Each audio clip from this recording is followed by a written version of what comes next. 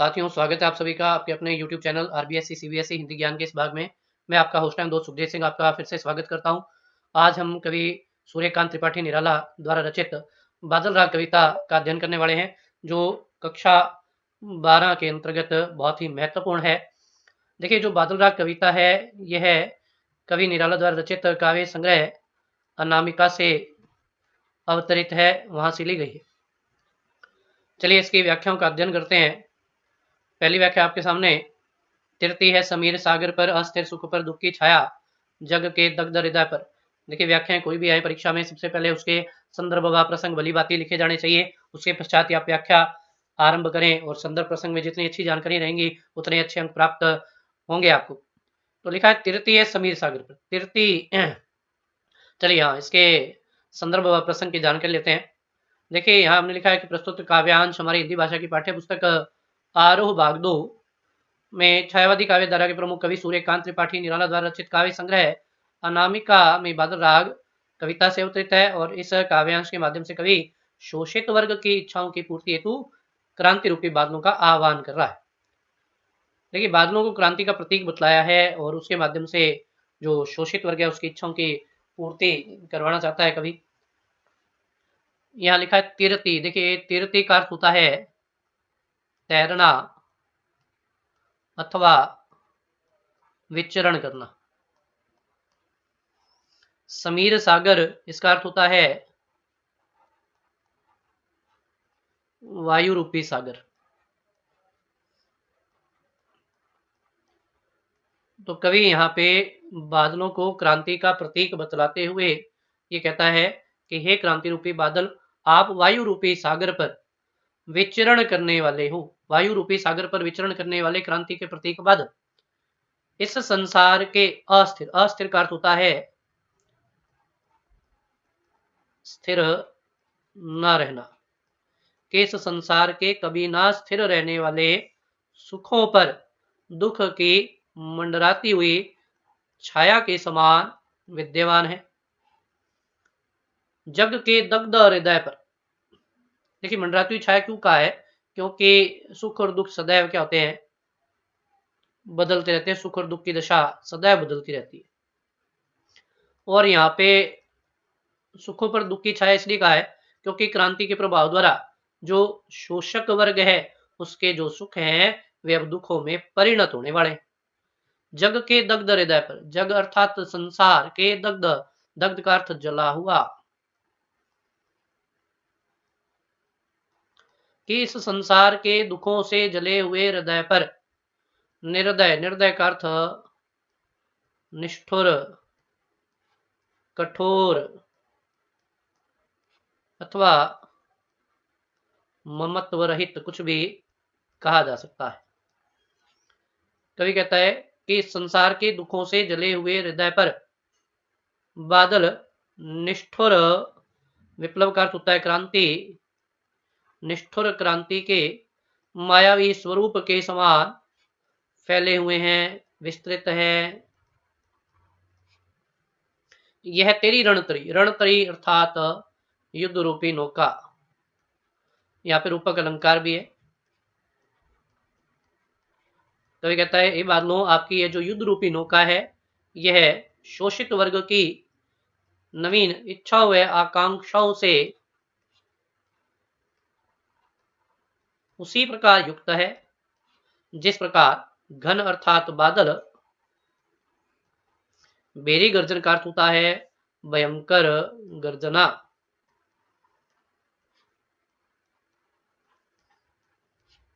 कि इन बादलों की भयंकर गर्जना अथवा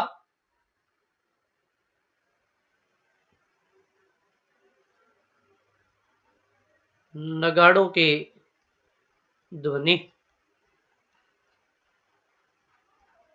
से सजग सुप्त अंकुर, सजग का अर्थ होता है जागृत होना,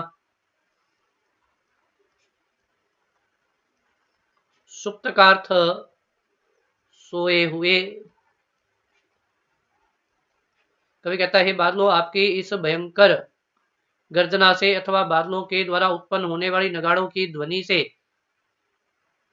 सोए हुए अंकुर भी क्या हो जाते हैं? जागृत हो जाते हैं। पूर्व में पृथ्वी की आशाओं से नव जीवन की ऊंचा कर से। और अर्थात हृदय, इस पृथ्वी के हृदय में अपनी नवीन जीवन की इच्छा व आकांक्षाओं से युक्त होकर अपने सिर को ऊपर करते हुए, हे बादलों, क्रांति के प्रतीक बादल, वे तुम्हारी ओर ही देख रहे हैं। अर्थात जब क्रांति उत्पन्न होती है तो क्रांति के प्रभाव द्वारा शोषित वर्ग की इच्छाएं भी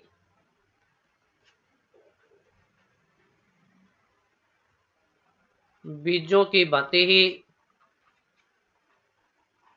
पल्लवित हो जाती हैं।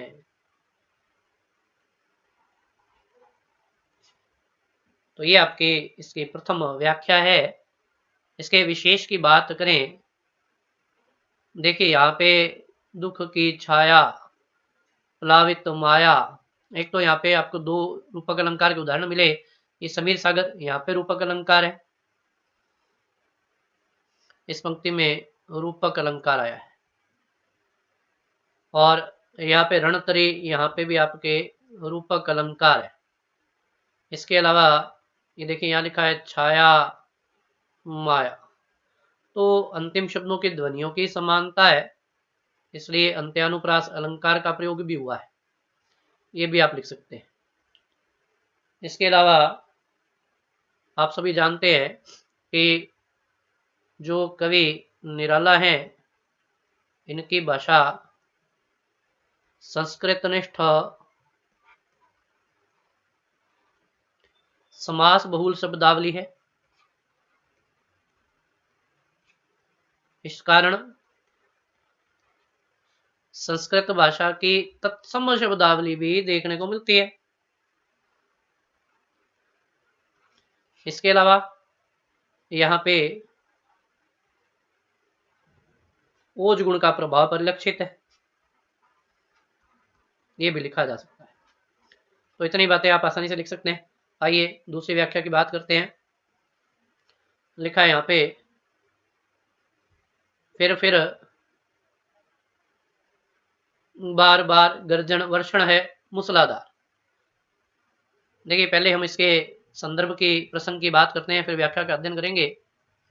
तो इसमें प्रसंग आप इस प्रकार लिखेंगे, संदर्भ वही रहने वाला है कि प्रस्तुत काव्यांश के माध्यम से कवि समाज में परिवर्तन की आकांक्षा से क्रांति रूपी बादलों का आह्वान कर रहा है, क्रांति रूपी बादलों को पुकार रहा है। यहाँ लिखा है फिर बार बार, देखिए यहाँ लिखा है फिर, तो यहाँ पे आपके पहली बात तो पुनरुक्ति प्रकाश अलंकार है। बार बार यहाँ पे भी वही पुनरुक्ति प्रकाश।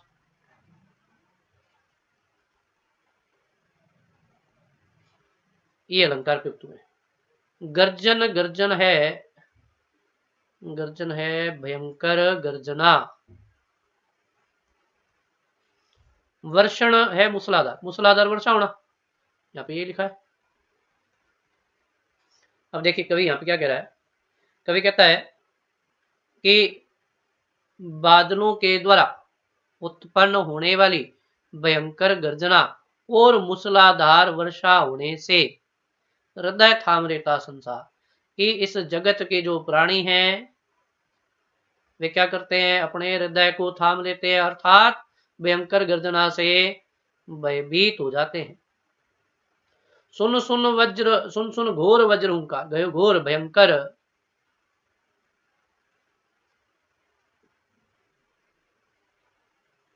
वज्र के समान ध्वनि कि बादलों के द्वारा उत्पन्न होने वाली भयंकर गर्जना के प्रभाव द्वारा इस संसार के लोग भयभीत होकर अपने हृदय को थाम लेते। अश्निपात से शापित उन्नत शत शतवीर। अश्निपात, अश्निपात का अर्थ होता है बिजली का गिरना।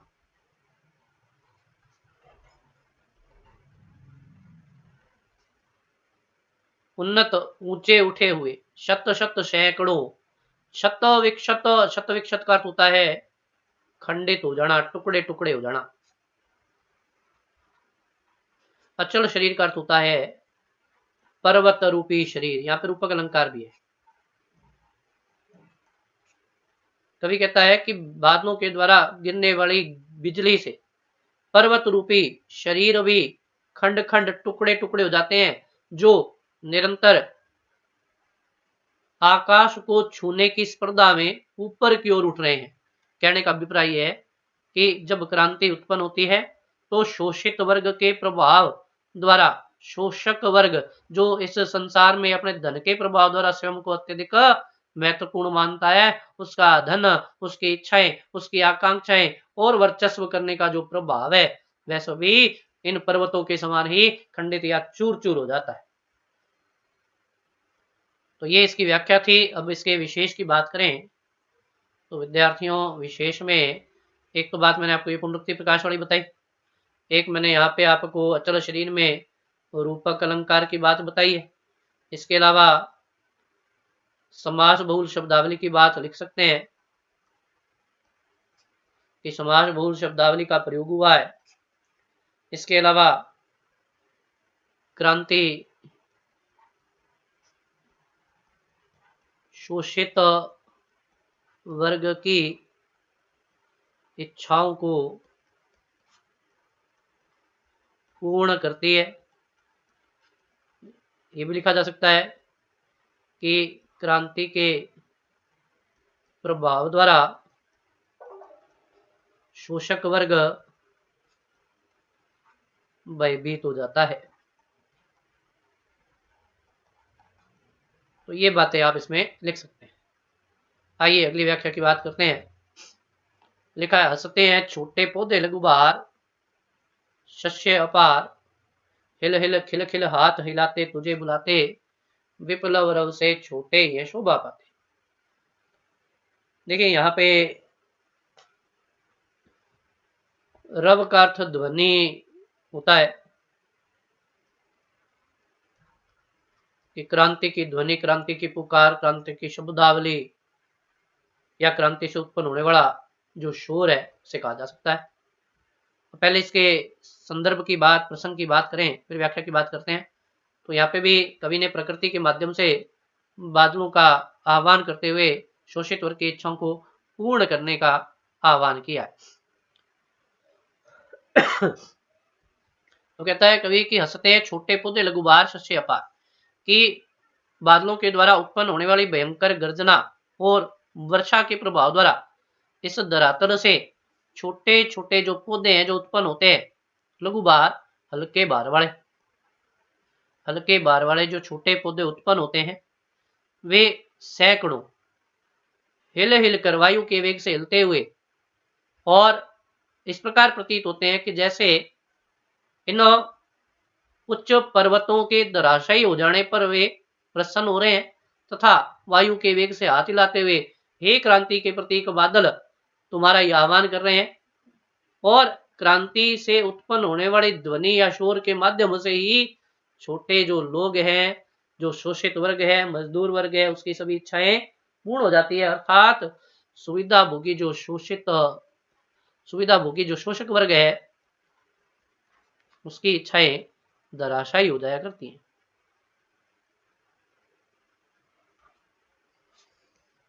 यहाँ पे ये कहा गया। देखिए अब इसमें विशेष की बात करें तो विशेष में क्रांति के प्रभाव का यथार्थ चित्रण किया गया है। इसके अलावा संस्कृत निष्ठ सामासिक शब्दावली देखने को मिलती है। इसके अलावा यहाँ मानवीकरण अलंकार का प्रयोग भी हुआ है। देखिए मानवीकरण अलंकार कहा आता है जब प्रकृति पर मानवीय क्रियाओं का आरोपण कर दिया था, वहां मानवीकरण अलंकार होता है। जैसे यहाँ लिखा है, हंसते हैं छोटे पौधे लघुबार।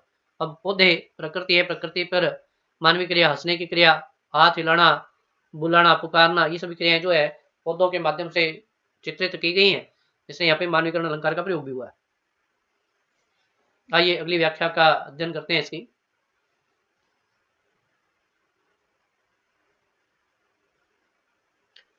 लिखा है, अट्टालिका नहीं है रे आतंक भवन। रे जो है संबोधन होता है। तो पहले हम इसके प्रसंग की बात करते हैं। देखिए लिखा है यहाँ पे कि प्रस्तुत काव्यांश के माध्यम से कवि ने यह बतलाने का प्रयास किया कि पूंजीपति वर्ग क्रांति के प्रभाव सदा भयभीत रहता है, इसका यहाँ चित्रण किया गया है।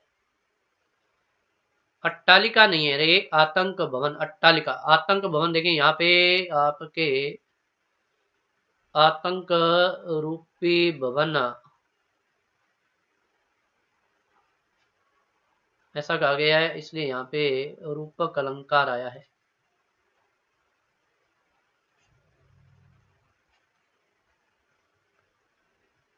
अब यहाँ लिखा है अट्टालिका नहीं है रे।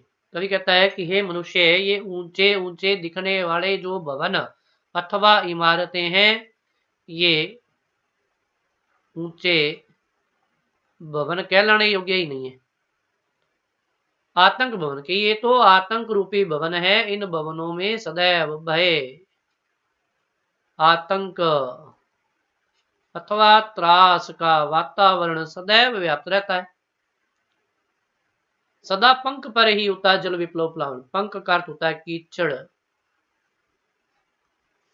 जल जल तो जल ही होता है, विप्लव का अर्थ क्रांति है, प्लावन का अर्थ विस्तार। कवि यहाँ पे कहता है कि कीचड़ का फैलाव या विस्तार जल में ही होता है, अर्थात जो धूल मिट्टी में सना हुआ शोषित वर्ग है, वही वर्ग क्रांति का फैलाव या विस्तार करता है, अर्थात उसकी इच्छाएं पूर्ण ना होने पर वे क्रांति का सहारा लेते हैं, एकजुट हो जाते हैं। क्षुद्र प्रफुल्ल जलज से सदा छलकता नीर। क्षुद्र का अर्थ होता है छोटे, प्रफुल्ल का अर्थ विकसित होने वाले, पल्लवित होने वाले। जलज जलज कहा जाता है कमल को। कवि यहाँ पे कहता है कि कमल के छोटे पुष्प से सदैव जल की बूंदें ढुलकती रहती हैं, अर्थात जो शोषक वर्ग है, शोषक वर्ग के बच्चे आरंभ से ही क्रांति के प्रभाव से भयभीत रहते हैं, क्रांति के प्रभाव द्वारा उनकी आंखें नम रहती है। रोग शोक में भी हंसता है शैशव का सुकुमार श्री। रोग शोक में शैशव का सुकुमार श्री। कहते हैं कि इसके विपरीत जो शोषित वर्ग के बच्चे हैं, मजदूरों किसानों के बच्चे हैं, वे चाहे रोग की स्थिति हो, चाहे अत्यधिक दुख की स्थिति हो, रोग और दुख की स्थिति में भी उनका यह कोमल शरीर सदैव प्रसन्नता से युक्त दिखाई देता है, अर्थात प्रत्येक परिस्थिति को झेलने के कारण उन्होंने प्रत्येक परिस्थिति में जीवन यापन करना भली भांति सीख लिया है, इसी कारण उन्हें किसी का भय नहीं सताता। तो ये आपकी इसकी व्याख्या है। देखिए इसमें मैंने आपको बताया, एक तो ये रूपक अलंकार की बात लिख सकते हैं आप। इसके अलावा ये देखिए सामासिक शब्दावली का प्रयोग भी किया गया, जलज की बात कर रहा है यहाँ पे, सामासिक शब्दावली नीर जलज इनका प्रयोग किया गया है।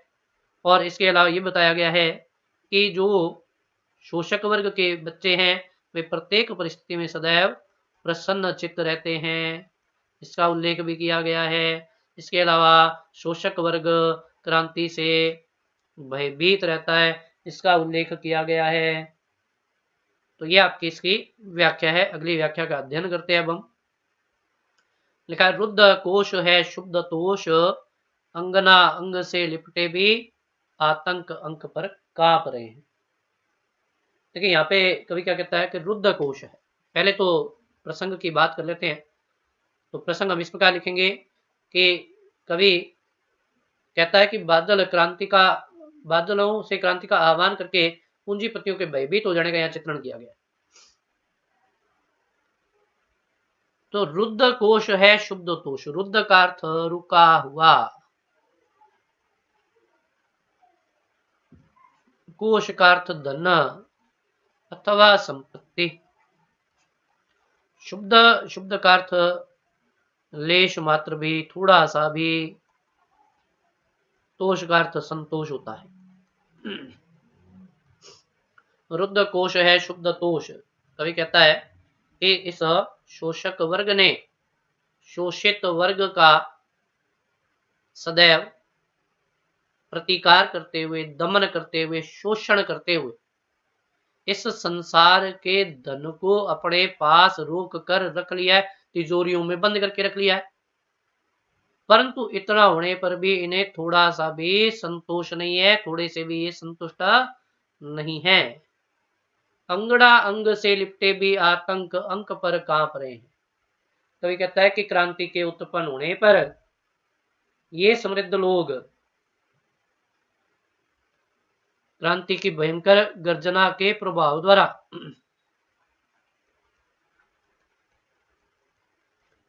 अपनी सुंदर स्त्रियों के शरीर से लिपटे हुए आतंक के कारण, भय के कारण कांप रहे हैं।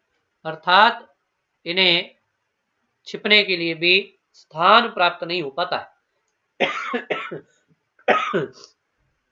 धनी वज्र गर्जन से बादल त्रस्त नयन मुख ढाप रहे हैं। धनी अर्थात धनिक वर्ग के लोग वज्र गर्जन क्रांति रूपी बादलों की भयंकर गर्जना के प्रभाव से त्रस्त भयभीत होकर अपने नेत्र और मुख को छिपाने का यत्न कर रहे हैं। अर्थात क्रांति से ऐसा वर्ग सदैव भयभीत रहता है और क्रांति के प्रभाव द्वारा ही ये अपनी स्त्रियों के शरीर से लिपट कर आतंकित रहते हैं। देखिए, अब यहाँ पे इसके विशेष की बात करें तो हम ये कह सकते हैं कि संसार का अपार धन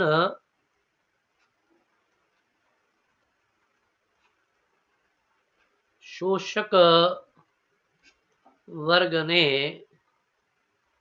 संग्रहित करके रख लिया है।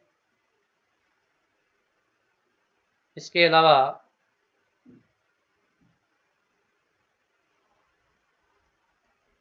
शोषक वर्ग के भय का यथार्थ चित्रण किया गया है, ये भी लिख सकते हैं। वज्र गर्जन में रूपक अलंकार का प्रयोग लिख सकते हैं। इसके अलावा ओज गुण का प्रभाव लिख सकते हैं। सामासिक शब्दावली का प्रयोग लिख सकते हैं। तो इतनी बातें आसानी से लिखी जा सकती हैं। आइए अगली व्याख्या का अध्ययन करें। देखा, जीर्ण बाहु है शीर्ण शरीर, तुझे बुलाता कृषक अधीर। हे विप्लव के वीर, हे विप्लव के वीर अर्थात हे क्रांति के प्रतीक बादल। पहले इसका प्रसंग पढ़ लेते हैं, फिर व्याख्या का अध्ययन करेंगे। लिखा, प्रस्तुत काव्यांश के माध्यम से कवि ने शोषित वर्ग अर्थात किसानों द्वारा क्रांति का आह्वान करने का स्पष्ट चित्रण किया है। जीर्ण बाहु है शीर्ण शरीर। कवि यहाँ पे कहता है कि किसानों की भुजाएं, उनका शरीर अत्यधिक कर्म में रत रहने के कारण कमजोर और शरीर दुर्बल हो चुका है। भुजाएं कमजोर हो चुकी है, शरीर दुर्बल हो चुका है। तुझे बुलाता कृषक अधीर, ए विप्लव के वीर, हे क्रांति के प्रतीक बादल। अपनी इस व्याकुलता की स्थिति में अथवा अत्यधिक शोषण होने के कारण वह शोषित वर्ग तेरा ही आह्वान कर रहा है। चूस लिया है उसका सार, हाड़ मात्र ही है आधार। कि जिस धन के लिए इस शोषित वर्ग ने निरंतर कार्य में रत रहा या निरंतर कार्य में रत रहने का प्रयास किया, उसी धन ने इस शोषित वर्ग के शरीर का रक्त भी चूस लिया है। अब उसका शरीर केवल हड्डियों का ढांचा मात्र बनकर रह गया है। अतः हे क्रांति के प्रतीक बादल, वह शोषित वर्ग तुम्हारा ही आह्वान कर रहा है। तुम जलदायी हो, जल के सागर हो, पारावार सागर को कहा जाता है। अतः जिस प्रकार सागर के प्रभाव द्वारा बादलों का निर्माण होता है, वे वर्षा करते हैं और भूमि की नमी व्याप्तता को बनाए रखते हैं, उसी प्रकार हे क्रांति रूपी बादल, तुम भी इस शोषित वर्ग की इच्छाओं आकांक्षाओं को पूर्ण करो और उन्हें इस शोषण से, आतंक से मुक्ति दिलाने का कार्य करो। तो ये आपके इसकी व्याख्या है। आशा करता हूं समझ में आई होगी व्याख्याएं। अब इसके विशेष की बात कर लें तो यहाँ पे जो आपके है कोमलकांत शब्दावली देखने को मिल रही है, आसानी से समझ में आने वाला कथन है ये, इसलिए यहाँ पे प्रसाद गुण भी है, प्रसाद गुण का प्रभाव भी है। इसके अलावा सामासिक शब्दावली का प्रयोग भी किया गया है, जैसे पारावार शब्द का प्रयोग किया इसने, ये भी लिखा जा सकता है। और निरंतर कर्म में रत रहने के कारण शोषक वर्ग द्वारा शोषण करने के कारण शोषित वर्ग की दयनीय दशा को चित्रित किया गया है, ये भी आप इसमें लिख सकता हूं। आशा करता हूं कि निश्चित रूप से आपको ये व्याख्या भली बात समझ में आई होगी। यदि समझ में आई हो, अपने मित्रों के साथ साझा करें, चैनल के साथ जुड़े रहें, आपको इसी प्रकार अध्ययन करवाया जाएगा और निश्चित रूप से आप सफलता को प्राप्त करेंगे। अंत तक वीडियो से जुड़े रहने के लिए आप सभी का बहुत बहुत धन्यवाद। फिर मिलते हैं अगले वीडियो में।